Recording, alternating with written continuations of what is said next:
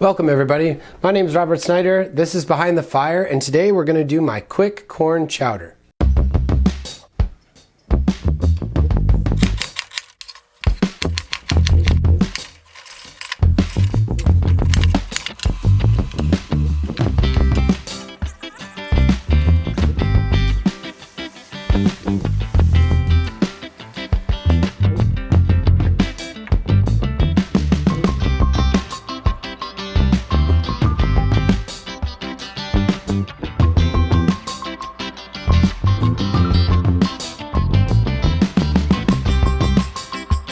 Alright, so today's ingredients, I know it's a quick corn chowder. The cooking process is quick, but the ingredients are a little bit extensive, but not too bad. So today we have corn, obviously.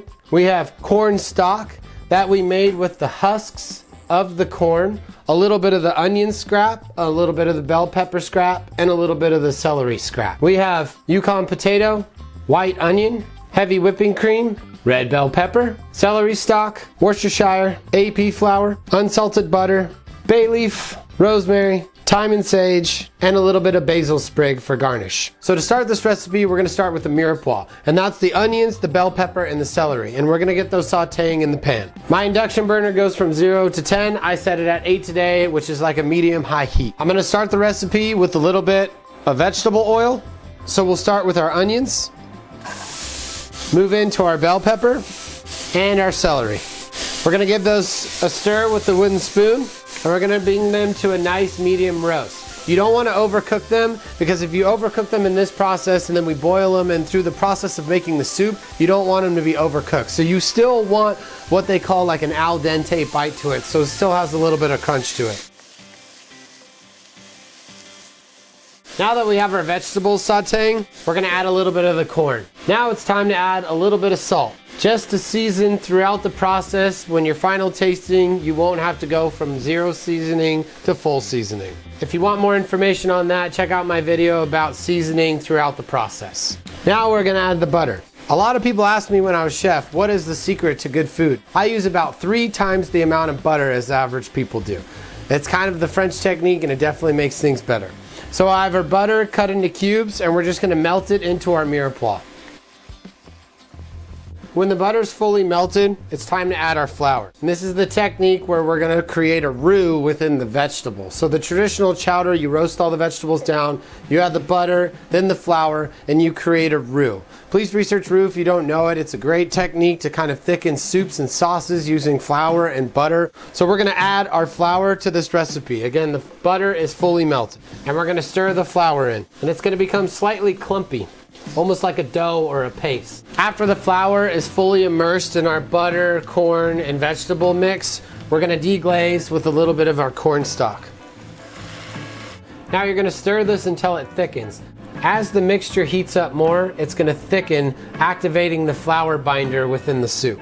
While this is coming to a boil, I'm gonna chop my herbs real quick. I'm gonna shift nod both the basil and the sage. I'm gonna chop the rosemary. Once our mixture with the roux has come to a full boil, we're gonna add our heavy whipping cream and our Yukon potatoes. Now that we've added the potatoes, we're gonna stir the mixture and we're gonna cook the soup until the potatoes become tender. The real important part is to stir consistently and turn down your heat just a touch. We have all the herbs picked. We're just gonna do a quick chop on them. Again, seasoning through the process. You add your stock, your cream, your vegetables, your herbs, just a little pinch of salt, and we'll also do a little bit of cracked pepper as well. Alright, so our potatoes are fully cooked. We're gonna remove it from the heat and give it one final stir to get everything off the bottom. And now we're gonna do our final seasoning. We have added salt a few times throughout the process, so don't go crazy on the salt because it is salted. You can play with the viscosity or the consistency of the soup with just a little bit of simple stock. All right, to finish off the soup, we're gonna do a few more cracks of black pepper. We're gonna do a little bit of Worcestershire sauce. This is gonna add a little bit of age, or what I refer to as thyme. Check out that video if you haven't seen it. And we're gonna put the last thing. You know it, you love it, and it goes really well with corn. Kind of adds a little kick to it too. So we're gonna a little dollop of that too. You know it, you love it. We'll mix those in a little bit, and now we're gonna finish with fresh herbs. I didn't add the herbs earlier in the soup because I don't want them to turn brown, but right before you're about to serve it, add those fresh herbs so it gives it that nice herbal, floral kind of feel to it. If you're gonna serve it the next day, I tend to put the herbs in just as I serve it. So heat the soup up and add your fresh herbs. We get our final taste. Wow, amazing. The corn still has crunch, the vegetables have a little bit. The corn stock in the soup really enhanced all the corn flavors, so not only are you cooking the corn, but you're enhancing it with the corn stock. And that little bit of herb finish at the end, and the spiciness from the chili sauce as well.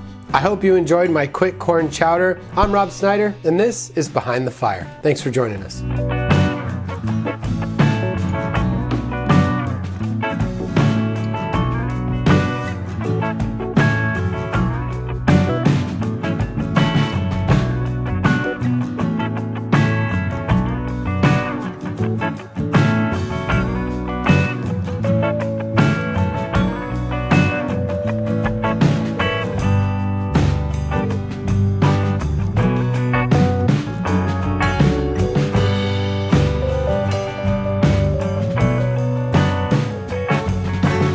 Welcome everybody, I'm Rob Snyder, this is Behind the Fire, and today we're gonna do, are you really gonna do that to me right now? I hope you enjoyed my quick corn chowder recipe. Me too, I promise. You thinking I'm cutting you off. No, I am not.